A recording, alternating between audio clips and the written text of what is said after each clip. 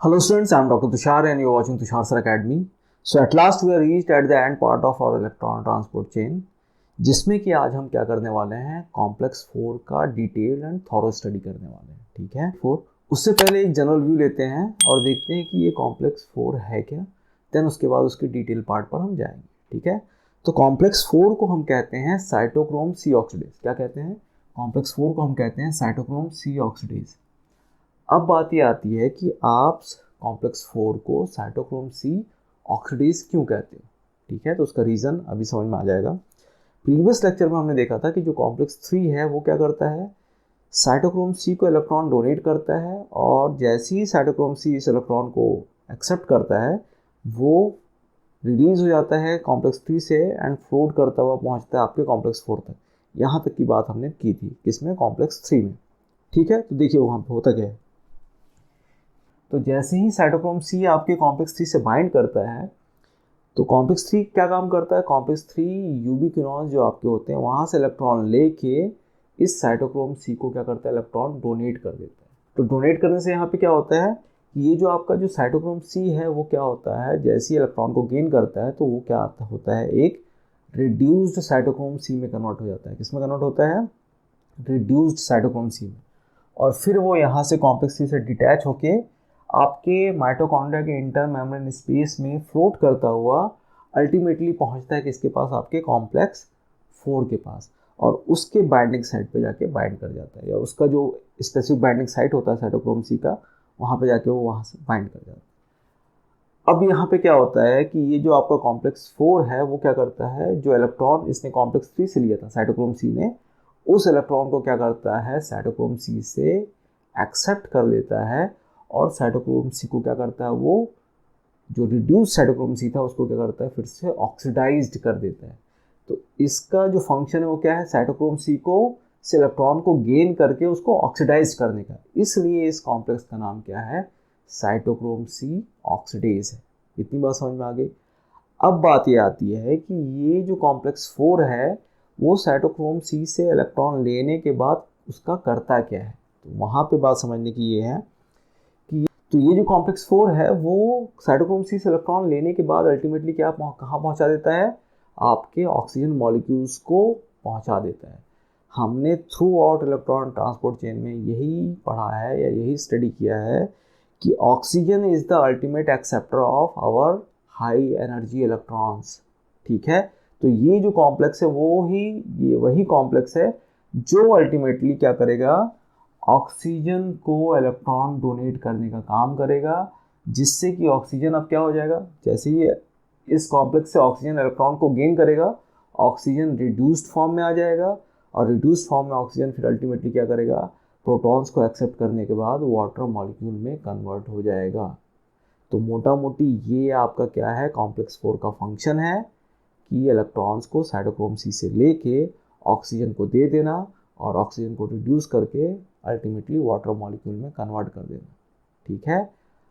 अब हम क्या करेंगे, इसके सबसे पहले डिटेल स्ट्रक्चर्स को देखेंगे, उसके बाद फिर हम इसके फंक्शन को थ्रू आउट डिटेल में पढ़ने की कोशिश करेंगे या समझने की कोशिश करेंगे. ठीक है. जब हम कॉम्प्लेक्स 4 के स्ट्रक्चर की बात करते हैं, उसके डिटेल स्टडी की बात करते हैं, तो ये ध्यान रखिएगा कि जो कॉम्प्लेक्स 4 है वो बेसिकली क्या है, 13 सब यूनिट से मिलकर बना हुआ है. 13 मतलब 13 सब यूनिट से मिलकर बना हुआ है और इसका जो मॉलिक्यूलर वेट होता है वो अराउंड 160 किलो डाल्टन के आसपास होता है. ठीक है.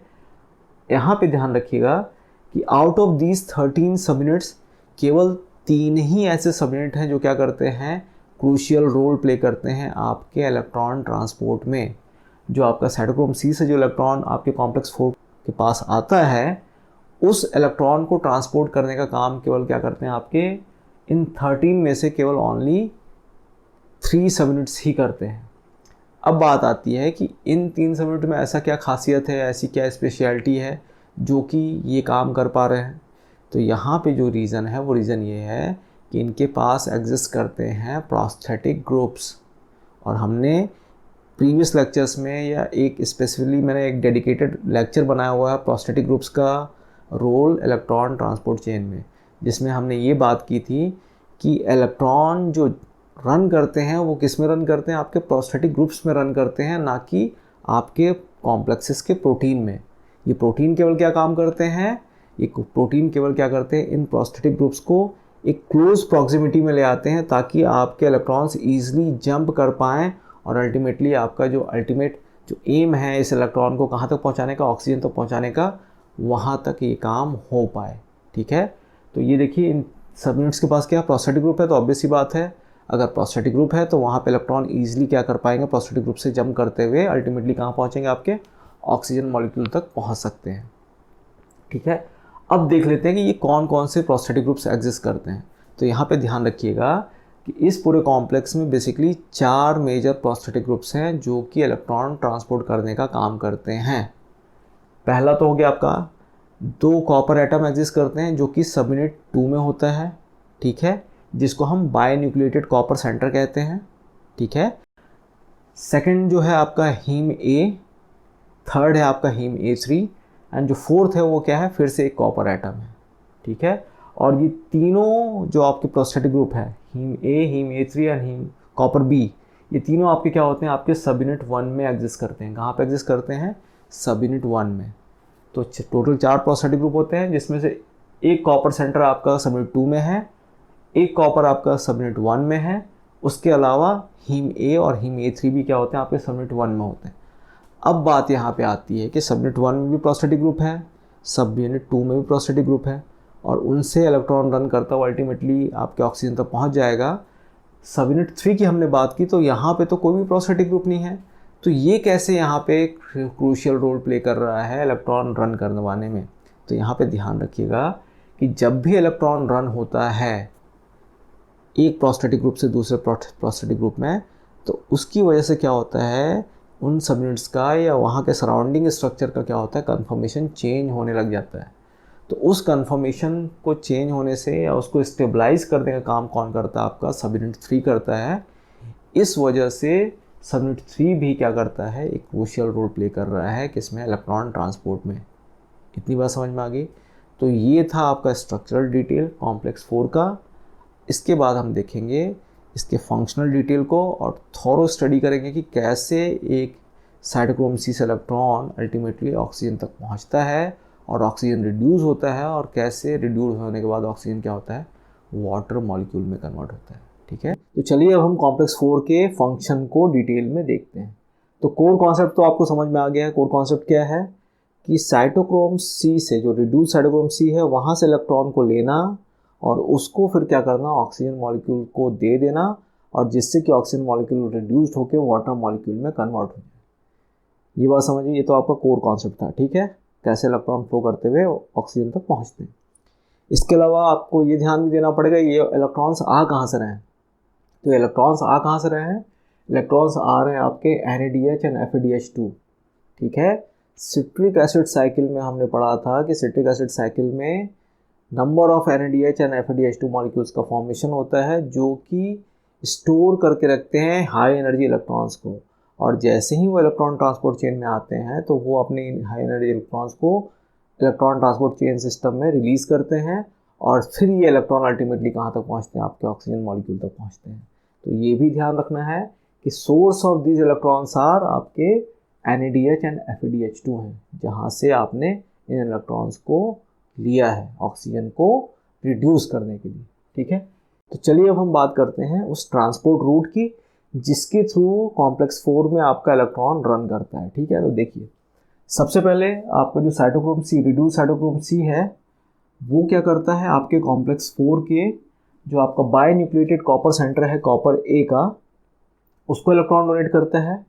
फिर यहाँ से इलेक्ट्रॉन जंप करता है आपके सब यूनिट 1 के हीम A ग्रुप में। ठीक है, फिर हीम A से वो कहाँ पहुँचता है, आपके हीम A3 पे, और हीम A3 से फिर अल्टीमेटली वो कहाँ पहुँचता है, आपके कॉपर B पे।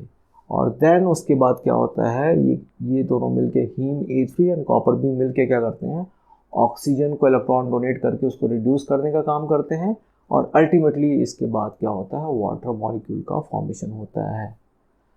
अब हम बात करेंगे वो कौन से स्टेप्स हैं जो कि ये जो कॉम्प्लेक्स 4 है आपका फॉलो करता है, जिससे कि आपका जो ऑक्सीजन है वो क्या होता है, रिड्यूस होकर वाटर मॉलिक्यूल में कन्वर्ट होता है। ठीक है, तो उन स्टेप्स को अब हम देखने जा रहे हैं। आराम से समझेंगे ताकि कोई कंफ्यूजन ना हो, ठीक है? तो ध्यान से देखिएगा। चलिए हम उन स्टेप्स की बात कर रहे हैं। तो जो फर्स्ट स्टेप है, देखिए वहाँ पे क्या सिंपल सा स्टेप है, क्या है कि जैसे ही रिड्यूस, अब पहले तो हम इन इंडिकेटर्स को समझ लें क्या क्या है। देखिए ये आपके साइटोक्रोम सी को बता रहा है, ठीक है? ये आपका फर्स्ट कॉपर ए का जो सेंटर है, बाइन्यूक्लियोटाइड सेंटर, उसको बता रहा है। ये आपका हीम ए है, ये आपका हीम A3 है, और ये आपका कॉपर बी है। तो ये आपको स्ट्रक्चर समझ में आ रहा है।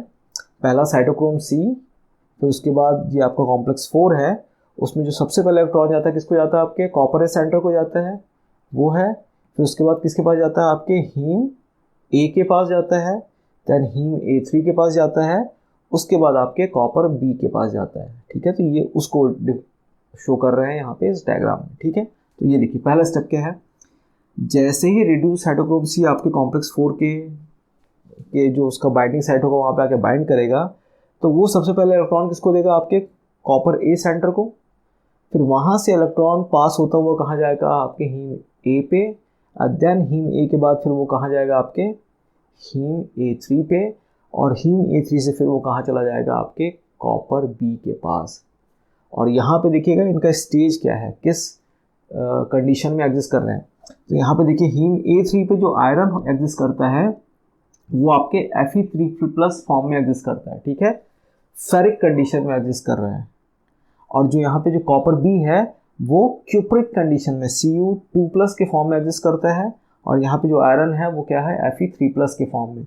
मतलब ये फेरिक और जो कॉपर है वो क्यूप्रिक आयंस के फॉर्म में यहाँ पे एग्जिस्ट करते हैं। तो अब देखिए इलेक्ट्रॉन पास होता हुआ कहाँ चला गया है, सबसे पहले जो आपका कॉपर बी है उसके पास जाएगा। तो कॉपर बी जो Cu2+ कंडीशन में है वो एक इलेक्ट्रॉन गेन करके क्या होगा, रिड्यूस कंडीशन में आ जाएगा, और जो Cu2+ है वो क्या, Cu+ में कन्वर्ट हो जाएगा। मतलब जो क्यूप्रिक आयन कंडीशन है वो क्यूप्रस आयन कंडीशन में कन्वर्ट हो जाएगी। इतनी बात समझ में आ रही है कि यहाँ से जो पहला साइटोक्रोम जो आया है क्योंकि ये ध्यान रखिएगा एक साइटोक्रोम के पास केवल एक ही इलेक्ट्रॉन होता है, और वो केवल एक ही इलेक्ट्रॉन डोनेट करता है कॉम्प्लेक्स 4 को, ठीक है? तो फर्स्ट साइटोक्रोम आया, उसने इलेक्ट्रॉन को डोनेट किया, और वो इलेक्ट्रॉन अल्टीमेटली सबसे एंड वाला जो कॉपर आपका कॉपर बी है, जो कि क्यूप्रिक आयन कंडीशन में था, उसके पास गया, और जैसे ही उस क्यूप्रिक आयन ने उस इलेक्ट्रॉन को गेन किया वो रिड्यूस हो गया किसमें, क्यूप्रस में, ठीक है? तो वो Cu2+ जो है वो क्या हो गया, आपके Cu+ में कन्वर्ट हो गया। तो देखिए सेकंड स्टेप में क्या हो रहा है। अब यहाँ से इसने इलेक्ट्रॉन डोनेट करने के बाद ये जो साइटोक्रोम है वो रिलीज हो जाएगा। अब यहाँ पे आएगा दूसरा साइटोक्रोम सी। कौन आएगा, दूसरा साइटोक्रोम सी आएगा, और वो भी अपना एक इलेक्ट्रॉन रिलीज करेगा। वो फिर इसी पाथवे से होता हुआ कहाँ तक जाएगा, आपके A3 तक, क्योंकि कॉपर तो रिड्यूस हो चुका है, Cu2+ में कन्वर्ट हो गया है। अब जो इलेक्ट्रॉन आया है, जो सेकंड साइटोक्रोम सी के थ्रू आया है, वो इलेक्ट्रॉन क्या जाएगा, आपका जो हीम A3 का आयरन जो कि Fe3+ की कंडीशन में है उसके पास जाएगा, और वो उस इलेक्ट्रॉन को गेन करके क्या होगा, रिड्यूस होगा, और जो Fe3+ है वो किस में कन्वर्ट हो जाएगा, आपके Fe2+ में कन्वर्ट हो जाएगा। तो देखिए क्या कंडीशन बनेगी। सेकंड स्टेप क्लियर हुआ। पहला इलेक्ट्रॉन से जो कॉपर बी है वो रिड्यूस हुआ था, दूसरा साइटोक्रोम सी से जो इलेक्ट्रॉन आया उससे जो आपका हीम A3 का जो आयरन है वो रिड्यूस हुआ, और रिड्यूस होकर क्या बना, Fe3+ Fe2+ में कन्वर्ट हो गया, और जो Cu2+ था वो Cu+ में कन्वर्ट हो गया। इतना ही हुआ अभी यहाँ तक, देखिए। और रिड्यूस फॉर्म को मैंने क्या कर दिया, कंप्लीटली शेड कर दिया है इससे, ठीक है, रेड से और ब्लू से। जो नॉन रिड्यूस्ड फॉर्म है वो वैसे की वैसे ही, ठीक है। तो अब देखिए जो अब स्टेज बना हुआ क्या होगा, दो साइटोक्रोम सी आने के बाद आपका जो हीम A3 था वो रिड्यूस हो चुका है, और जो आपका कॉपर बी था वो भी रिड्यूस हो चुका है, और रिड्यूस किसमें, Fe2+ और कॉपर प्लस में।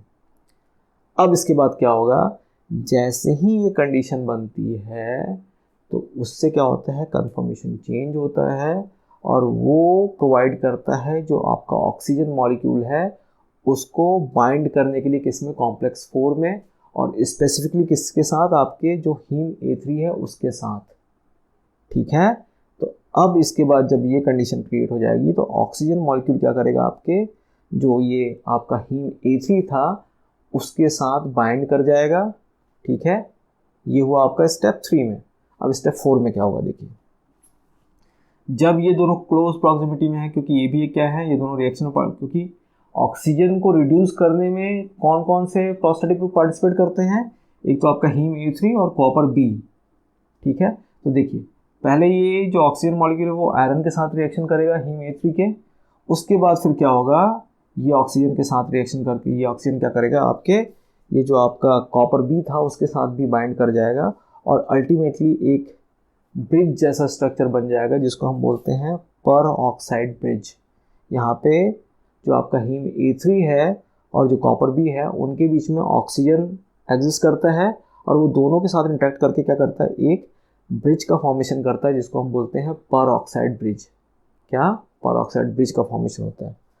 अब देखिए क्या होगा, इसके बाद क्या होगा, फिर से एक बार जो थर्ड साइटोक्रोम C है, थर्ड साइटोक्रोम C आके इस कॉम्प्लेक्स के साथ बाइंड करेगा और वो अपने इलेक्ट्रॉन्स को डोनेट करेगा, ठीक है। इलेक्ट्रॉन को डोनेट करने से होगा क्या कि जैसे ही इलेक्ट्रॉन्स को डोनेट करेगा ये बॉन्ड यहाँ से जो आपका परऑक्साइड बॉन्ड है वो बीच से ब्रेक होगा और जो Fe है वो क्या होगा, Fe4+ और डबल बॉन्ड ऑक्सीजन के साथ एक मॉलिक्यूल का फॉर्मेशन करेगा और दूसरा जो कॉपर है वो उसके साथ जो एक ऑक्सीजन एग्जिस्ट कर रहा होगा वो O नेगेटिव फॉर्म में एग्जिस्ट करेगा। तो ऐसे में होगा क्या, क्योंकि जो कॉपर जो CO2+ है वो O नेगेटिव के साथ है, तो यहाँ पे वो क्या साइमल्टेनियसली क्या होगा, मैट्रिक्स से आप एक प्रोटॉन को क्या करेंगे, एक्सेप्ट करेंगे और जो Cu के साथ जो O नेगेटिव है वहाँ पे वो प्रोटॉन बाइंड करके Cu2+ OH ग्रुप का फॉर्मेशन करेगा, ठीक है। तो देखिए अभी क्या हुआ, जो जैसी थर्ड साइटोक्रोम C आया उसने क्या किया, इस परऑक्साइड ब्रिज को ब्रेक किया बीच से, तो एक ऑक्सीजन आपके आयरन के पास चला गया, एक ऑक्सीजन आपके किसके पास चला गया, कॉपर के पास चला गया। इसी दौरान क्या होगा, क्योंकि कॉपर क्या करेगा, मैट्रिक्स से एक प्रोटॉन को एक्सेप्ट करके क्या करेगा, Cu2+ OH में कन्वर्ट हो जाएगा। देख लीजिए Cu2+ के फॉर्म में तो है, उसके साथ क्या हो, जो ऑक्सीजन था उसके साथ क्या होगा, एक प्रोटॉन अटैक करके उसके साथ OH के फॉर्म में एग्जिस्ट करेगा, ठीक है। और यहाँ पे जो आयरन है वो 4+ मतलब फेरल ग्रुप के फॉर्म में एग्जिस्ट करेगा और यहाँ पे 4+ डबल बॉन्ड O के रूप में यहाँ पे एग्जिस्ट कर रहा होगा, ठीक है। 6th स्टेप में क्या होगा, अगेन जो आपका फोर्थ साइटोक्रोम C है वो यहाँ पे आएगा, ठीक है। वो इलेक्ट्रॉन्स को देगा, इलेक्ट्रॉन को देने के बाद क्या होगा, जैसे ही इलेक्ट्रॉन आपके हीम A3 के जो आपके आयरन के पास जाएगा तो देखो Fe4+ कंडीशन में था, Fe3+ कंडीशन में आ जाएगा और ये एक इलेक्ट्रॉन को गेन करके क्या होगा, ये जो ऑक्सीजन था इसके पास डबल बॉन्ड O में वो भी OH में कन्वर्ट हो जाएगा, ठीक है। तो अब ध्यान दीजिए यहाँ पे क्या हुआ, कॉपर के साथ भी एक OH ग्रुप लिंक्ड है और आयरन के साथ भी, जो हीम A3 का आयरन है उसके साथ भी एक OH ग्रुप लिंक्ड है। अब देखिए हाइड्रोक्सिल ग्रुप यहाँ पे एग्जिस्ट कर रहे हैं। अब जो नेक्स्ट स्टेप होगा उसमें क्या होगा, दो प्रोटॉन्स को और मैट्रिक्स से लेके जो हाइड्रोक्सिल ग्रुप है उसके साथ उस बॉन्ड को ब्रेक करके, जो हाइड्रोक्सिल ग्रुप के बॉन्ड को ब्रेक करके क्या होगा, अब देखिए क्या होगा, अब देखिए यहाँ पे क्या है, ये दोनों ही हाइड्रोक्सिल ग्रुप के फॉर्म में है, ठीक है। तो जैसे ही ये हाइड्रोक्सिल ग्रुप के फॉर्म में आपका जो हीम A3 का जो आयरन है वो भी हाइड्रोक्सिल ग्रुप को कंटेनिंग मॉलिक्यूल में कन्वर्ट हो गया है और जो कॉपर है उसके पास भी एक हाइड्रोक्सिल ग्रुप है। तो जैसे ही दोनों हाइड्रोक्सिल ग्रुप होंगे तो यहाँ पे क्या होगा, फिर से ये दो प्रोटॉन मैट्रिक्स से गेन करेंगे और ये जो आपका हाइड्रोक्सिल ग्रुप का जो ये बॉन्ड है वो ब्रेक होगा और अल्टीमेटली ये प्रोटॉन क्या करेंगे, उस हाइड्रोक्सिल ग्रुप के साथ अटैक करेंगे। मतलब ये देखिए बॉन्ड ब्रेक होगा तो क्या होगा, OH नेगेटिव और दो OH नेगेटिव यहाँ पे होंगे और मैट्रिक्स से प्रोटॉन यहाँ पे क्या करेंगे, एक प्रोटॉन यहाँ पे और एक प्रोटॉन यहाँ पे, H+ यहाँ बाइंड करेंगे तो अल्टीमेटली जो रिजल्ट होगा क्या होगा हमारे पास, 2H2O। तो यही होता है यहाँ पे, दो प्रोटॉन फिर से मैट्रिक्स से लेके क्या करते हैं, हाइड्रोक्सिल बॉन्ड ब्रेक करके वो वाटर में कन्वर्ट हो जाता है और वाटर फिर आपका क्या होता है, इस कॉम्प्लेक्स से रिलीज हो जाता है और देखिए जो कॉम्प्लेक्स था फिर से उसी कंडीशन में एग्जिस्ट करने लग जाता है, Fe3+ के फॉर्म में फिर से एग्जिस्ट कर रहा है Cu2+ के फॉर्म में, तो फिर से इस साइकिल को आप रन करते हैं।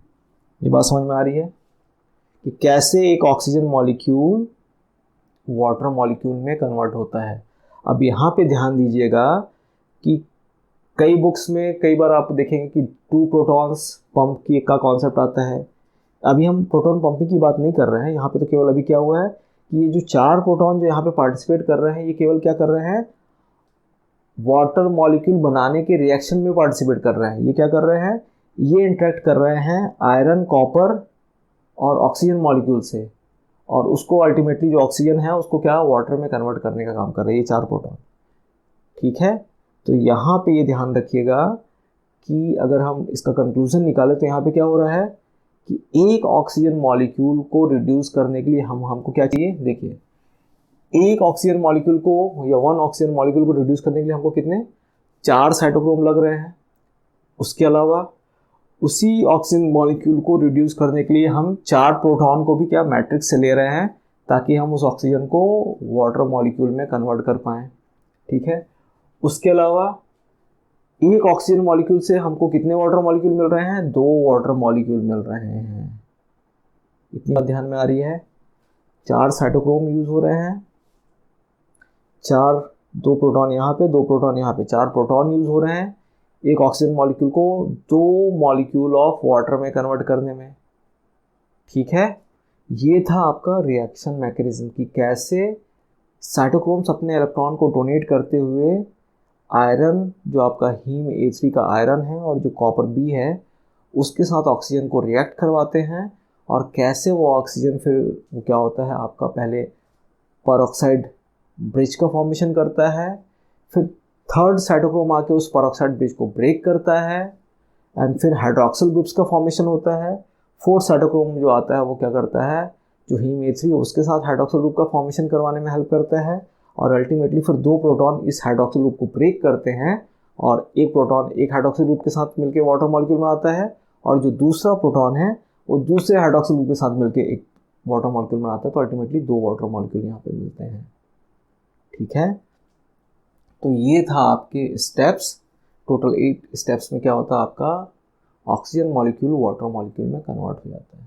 ठीक है, ध्यान देने वाली बात क्या थी, 4 साइटोक्रोम्स यूज होते हैं, ये ध्यान दीजिएगा क्योंकि एग्जाम पॉइंट ऑफ व्यू से बहुत इंपॉर्टेंट है कि एक ऑक्सीजन मॉलिक्यूल को रिड्यूस करने में कितने साइटोक्रोम यूज होते हैं, कितने साइटोक्रोम C यूज होते हैं, 4 साइटोक्रोम C।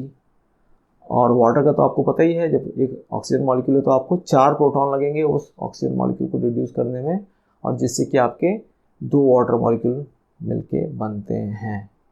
ये कॉन्सेप्ट। इसके अलावा ध्यान देने वाली बात क्या है, ध्यान देने वाली बात ये है कि ये 4 प्रोटॉन तो इस कॉम्प्लेक्स ने गेन किए हैं किसके, ऑक्सीजन को वाटर में कन्वर्ट करने के लिए। इसके अलावा जब ये इलेक्ट्रॉन्स रन करते हैं, हर एक साइटोक्रोम के रन करने पे, साइटोक्रोम से जब इलेक्ट्रॉन रन करता है तो उसकी कैपेबिलिटी होती है कि वो एक प्रोटॉन को पंप करे। मतलब 4 साइटोक्रोम यहाँ पे रन कर रहे हैं तो यहाँ पे 4 प्रोटॉन पंप होंगे मैट्रिक्स से, कहाँ पे आपके इंटर मेम्ब्रेन स्पेस माइटोकॉन्ड्रिया के।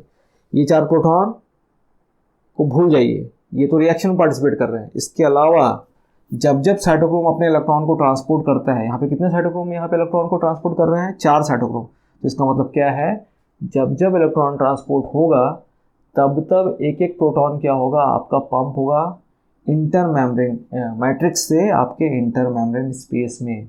मतलब अगर हम बात करें कि एक कंप्लीट ऑक्सीजन मॉलिक्यूल के वाटर मॉलिक्यूल में कन्वर्ट होने में या फिर ऑक्सीजन मॉलिक्यूल के रिड्यूस होने में टोटल 8 प्रोटॉन मैट्रिक्स के यूटिलाइज होते हैं, क्या करने में, इसको रिड्यूस करने में।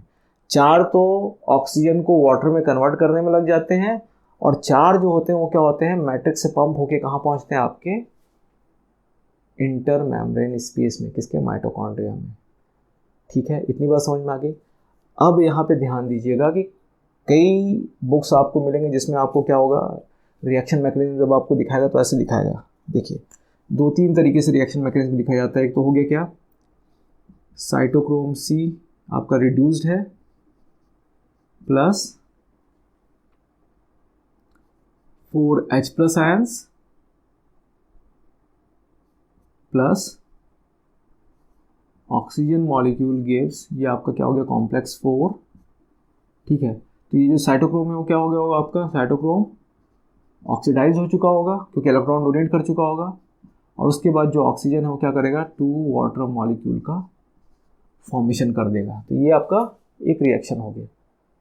ठीक है, तो इसका मतलब क्या हो रहा है कि कॉम्प्लेक्स एक बार में 2 वाटर मॉलिक्यूल बनाता है और उस 2 वाटर मॉलिक्यूल को हमने यहाँ कर दिया, लेकिन यहाँ पे हम प्रोटॉन पंप करने की बात नहीं कर रहे हैं। एक्चुअल में अगर हम रिएक्शन की बात करें तो वो कैसा हो रहा है, ये है आपका reaction mechanism related to oxygen के रिडक्शन के लिए। ठीक है, ये बात समझ में आ रही है। लेकिन एक्चुअल में हो क्या रहा है, 4 प्रोटॉन तो आपको लग रहे हैं, लेकिन उसके अलावा 4 प्रोटॉन पंप भी तो हो रहे हैं आपके ऊपर मैट्रिक्स से इंटरमेम्ब्रेन स्पेस में। तो रिएक्शन कैसा होना चाहिए, रिएक्शन ऐसा होना चाहिए, साइटोक्रोम सी रिड्यूस्ड फॉर्म है प्लस 8 प्रोटॉन्स प्लस, अब ये प्रोटॉन कहाँ पे है आपके मैट्रिक्स में, कहाँ पे है मैट्रिक्स में, प्लस ऑक्सीजन कॉम्प्लेक्स 4 के प्रेजेंस में क्या होगा, ये साइटोक्रोम जो है आपका ऑक्सीडाइज्ड फॉर्म में आ जाएगा। 4 प्रोटॉन आपके मैट्रिक्स से अब कहाँ जा चुके हैं, इंटरमेम्ब्रेन स्पेस में चले गए हैं, 2 वाटर मॉलिक्यूल का फॉर्मेशन होगा। एक्चुअल में रिएक्शन तो ये होना चाहिए था। ये बात समझ में आ रही है। साइटोक्रोम कितने हैं आपके, इसको 4, इसको भी 4 कर देंगे।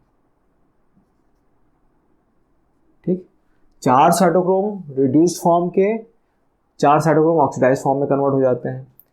4 प्रोटॉन ऑक्सीजन के साथ रिएक्शन करके वाटर मॉलिक्यूल बना लेते हैं, लेकिन उसके अलावा 4 प्रोटॉन पंप भी तो होते हैं, तो उनको भी तो हमको इंक्लूड करना पड़ेगा। तो यहाँ पे क्या हो रहा है, 4 साइटोक्रोम रिड्यूस्ड फॉर्म के, 8 प्रोटॉन मैट्रिक्स के ऑक्सीजन के साथ रिएक्शन करके in the presence of complex 4, चारों जो आपके रिड्यूस साइटोक्रोम सी हैं वो क्या हो जाएंगे, ऑक्सीडाइज्ड में कन्वर्ट हो जाएंगे। 4 प्रोटॉन, 8 में से जो 4 प्रोटॉन है वो आपके मैट्रिक्स से इंटरमेम्ब्रेन स्पेस में चले जाएंगे, और जो 4 प्रोटॉन आपके मैट्रिक्स के हैं वो ऑक्सीजन को रिड्यूस करके वाटर में कन्वर्ट करने का काम करेंगे, 2 4। ठीक है, अब यहाँ पे बहुत सारे ऐसे रेफरेंसेस बुक्स हैं जो रिएक्शन में क्या बताते हैं कि जो कॉम्प्लेक्स 4 है वो यहाँ से 2 प्रोटॉन लेके 2 प्रोटॉन पहुँचाता है कहाँ पे, इंटरमेम्ब्रेन स्पेस में। कई बताते हैं कि 4 प्रोटॉन लेके 4 प्रोटॉन यहाँ पहुँचाता है। ठीक है, अब यहाँ पे स्टूडेंट्स कंफ्यूज हो जाते हैं इस बात पे कि एक्चुअल में 2 प्रोटॉन पहुँचते हैं या 4 प्रोटॉन पहुँचते हैं। ठीक है, तो कंफ्यूज होने वाली बिल्कुल बात नहीं है। ये ध्यान रखिएगा कि हमने जो रिएक्शन चलाया है, जहाँ पे भी 2 प्रोटॉन की बात आ रही होगी वहाँ पे ये ध्यान रखिएगा। देखिए यहाँ पे कितने वाटर मॉलिक्यूल बन रहे हैं, 2, लेकिन अगर हम बात करें तो हम तो 1 वाटर मॉलिक्यूल के रेस्पेक्ट में बात करेंगे ना। 1 वाटर मॉलिक्यूल के बनने में कितना इलेक्ट्रॉन लगा, कितने साइटोक्रोम्स लगे, हम उसकी बात करेंगे। हम ये थोड़ी बोलेंगे कि हाँ ठीक है कॉम्प्लेक्स 4 भले एक बार में 2 वाटर मॉलिक्यूल बनाता है, लेकिन हम क्या करते हैं, नेट रिएक्शन की बात करते हैं। तो हम क्या बात कर रहे हैं कि भैया 1 वाटर मॉलिक्यूल बनने में क्या रिएक्शन चल रहा है। तो देखिए 2 वाटर मॉलिक्यूल बनने में क्या हो रहा था आपका, 2 वाटर मॉलिक्यूल बनने में, देखिए 2 वाटर मॉलिक्यूल, अब इसको अच्छे से इसको रब करते हैं, उसके बाद ध्यान से देखिए, ये बात समझ में आ गई। इसको मैं मिटा रहा हूँ, रब कर रहा हूँ। ठीक है,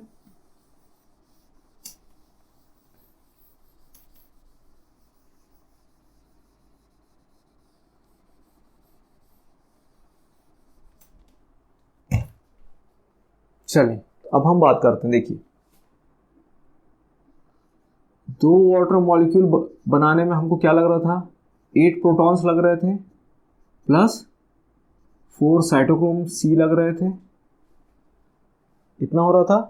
अगर मैं इसको बोलूं कि मेरे को एक ही वाटर मॉलिक्यूल चाहिए, ठीक है, तो उसके लिए क्या होगा, उसके लिए आपको केवल, अब इसको हम हाफ कर दे रहे हैं, समझ में आ रहा है। रिएक्शन भले ही 2 वाटर मॉलिक्यूल के रेस्पेक्ट में होता है, लेकिन हम नेट रिएक्शन की बात कर रहे हैं कि हमको भैया 1 वाटर मॉलिक्यूल का बताओ, हमको 2 वाटर मॉलिक्यूल का नहीं चाहिए। तो उसके लिए क्या करना पड़ेगा, आपको हर रिएक्शन को हाफ करना पड़ेगा। तो 1 वाटर मॉलिक्यूल के मतलब 4 प्रोटॉन प्लस 2 साइटोक्रोम सी लगेंगे। ये बात समझ में आ रही है। चलिए अब 4 प्रोटॉन में से 2 प्रोटॉन तो वाटर मॉलिक्यूल बनाने में लग जाएंगे, हमने यही बात किया था। इसमें से क्या हो रहा था, 4 प्रोटॉन जो थे वो क्या करते थे, वाटर बनाने में लग रहे थे, और 4 प्रोटॉन जो आपके थे वो कहाँ जा रहे थे, आपके IMS इंटर मेम्ब्रेन स्पेस में जा रहे थे मैट्रिक्स से। तो इसमें से भी क्या होगा, 4 में से 2 प्रोटॉन तो वाटर बनाने में लग जाएंगे, और 2 प्रोटॉन जो होंगे आपके कहाँ पहुँचेंगे, इंटर मेम्ब्रेन स्पेस में। तो जहाँ पे भी ये बात हो रही होगी कॉम्प्लेक्स 4 है, वो 2H+ को यहाँ से पहुँचाता है यहाँ पे, तो इसका मतलब ये जो बात हो रही है वो सिंगल वाटर मॉलिक्यूल के रेस्पेक्ट में बात हो रही है। और जहाँ पे भी ये बात हो रही होगी कि एक्चुअल में क्या होता है, तो यहाँ पे 4H+ को पहुँचाता है यहाँ पे, तो इसका मतलब यहाँ पे क्या बात हो रही है, 2 वाटर मॉलिक्यूल की बात हो रही होगी। ठीक है, एक्चुअल रिएक्शन की बात हो रही होगी तो ये है, नेट रिएक्शन की बात हो रही होगी तो ये है, और हम एक्चुअल में नेट रिएक्शन की ही बात करते हैं, तब जाके हम कैलकुलेट कर पाएंगे कि एक्चुअल में ATP कैसे जनरेट हो रहा है। क्यों? क्योंकि हम तो एक वाटर मॉलिक्यूल बनाने में कितना इलेक्ट्रॉन लग रहा है, कितनी एनर्जी लग रही है, कितना फ्री एनर्जी कॉन्सेप्ट, हम उसकी बात करेंगे। ठीक है, तो देखिए उसमें होगा क्या, इलेक्ट्रॉन आपका कॉम्प्लेक्स 1 से रन करता हुआ कहाँ पहुँचा, कॉम्प्लेक्स 4 में पहुँचा, और कॉम्प्लेक्स 4 में जो ऑक्सीजन है उसको रिड्यूस करने के बाद एक वाटर मॉलिक्यूल बनाने में कितना प्रोटॉन का ग्रेडियंट डेवलप हुआ, हम उसकी बात करेंगे। इसके अलावा कुछ ध्यान देने वाली बात और है कि ऑक्सीजन अपने आप में क्या है, एक आइडियल मॉलिक्यूल है, क्या करने के लिए, फ्री एनर्जी डेवलप करने के लिए या फिर ATP जनरेट करने के लिए। क्यों? क्योंकि इसकी जो इलेक्ट्रॉन एफिशिएंसी होती है वो इतनी हाई एफिनिटी के साथ होती है कि क्या होता है, ये बिल्कुल ही क्या होता है, एक सेल्फ डेवलप्ड या सेल्फ ड्राइव्ड एक थर्मोडायनेमिक फोर्स को जनरेट करता है। समझ में आ रहा है कि जितनी ज़्यादा आपने गैप रखी है, NADH और ऑक्सीजन के बीच में जो इलेक्ट्रॉन रिड्यूसिंग जो पोटेंशियल है वो इतना डिफरेंस है कि ये अपने आप में ही क्या है, एक थर्मोडायनेमिक डेराइव्ड एक वे बन जाता है जिससे कि आप एनर्जी प्रोड्यूस कर सकें। ये बात समझ में आ रही है? वो किसकी वजह से हो रहा है, इलेक्ट्रॉन ऑक्सीजन के हाई इलेक्ट्रॉन एफिनिटी की वजह से एक क्या होता है, लार्ज थर्मोडायनामिक डेराइविंग फोर्स का जनरेट होता है, और ये फोर्स अल्टीमेटली फिर क्या करते हैं, हम जो डेवलप होता है उससे फिर हम क्या कर पाते हैं, ATP जनरेट करने का काम करते हैं। क्योंकि उसके अलावा इसका एक डिमेरिट भी है, ऑक्सीजन का डिमेरिट क्या है कि भाई अगर पार्शियल रिडक्शन हुआ इलेक्ट्रॉन के, जैसे मान लो 4 इलेक्ट्रॉन चाहिए थे साइटोक्रोम से, साइटोक्रोम के 4 इलेक्ट्रॉन चाहिए था ऑक्सीजन को रिड्यूस करने के लिए वाटर मॉलिक्यूल में, अवेलेबिलिटी नहीं हो पाई, 4 साइटोक्रोम की 2 ही गए, तो इसका मतलब क्या हुआ, ऑक्सीजन का पार्शियल रिडक्शन हुआ। तो उससे होगा क्या, 2 ही पहुंचे तो क्या होगा, पेरोक्साइड का फॉर्मेशन हो जाएगा, पेरोक्साइड का फॉर्मेशन होगा, इसका मतलब क्या है, डेंजरस सिचुएशन है। किसके लिए, बॉडी के लिए, सेल के लिए। वो क्या करेगा, सेल डैमेज करने का या सेल में टिश्यू डैमेज करने का काम करेगा। तो एक ये क्या हो सकता है, हैजार्डियस कंडीशन क्रिएट हो सकती है। लेकिन कॉम्प्लेक्स 4 के पास इसका भी इलाज है। उसका इलाज क्या है कि कॉम्प्लेक्स 4 कभी भी पार्शियल रिड्यूस्ड ऑक्सीजन मॉलिक्यूल्स को अपने स्ट्रक्चर से रिलीज होने नहीं देता है। इस तरीके से वो, या हम बोल सकते हैं इस तरीके से वो प्रिवेंट करता है पेरोक्साइड के रिलीज होने के लिए। ठीक है, वो बिल्कुल E3 हीम A3 था और जो कॉपर भी था, उसके बीच में इतना जो पार्शियल ऑक्सीजन होता है पेरोक्साइड के फॉर्म में, देखिए इतना कोवेलेंटली बाइंडेड फॉर्म में, तो इतना टाइटली बाइंडेड है कि वो उसको रिलीज ही नहीं करेंगे। जब रिलीज ही नहीं करेंगे तो ऑब्वियस ही बात है ये सेल्स को डैमेज करने का काम कर ही नहीं सकते। ठीक है, तो इतनी बात समझ में आ रही है कि क्या क्या कॉन्सेप्ट्स हैं, ये सब आपको ध्यान देना पड़ेगा। और यहाँ पे जो सबसे इम्पॉर्टेंट पार्ट है वो आपका 2 प्रोटॉन वाला कॉन्सेप्ट और 4 प्रोटॉन वाला कॉन्सेप्ट है। तो यहाँ पे आपका इलेक्ट्रॉन ट्रांसपोर्ट चेन का कॉन्सेप्ट ख़त्म होता है।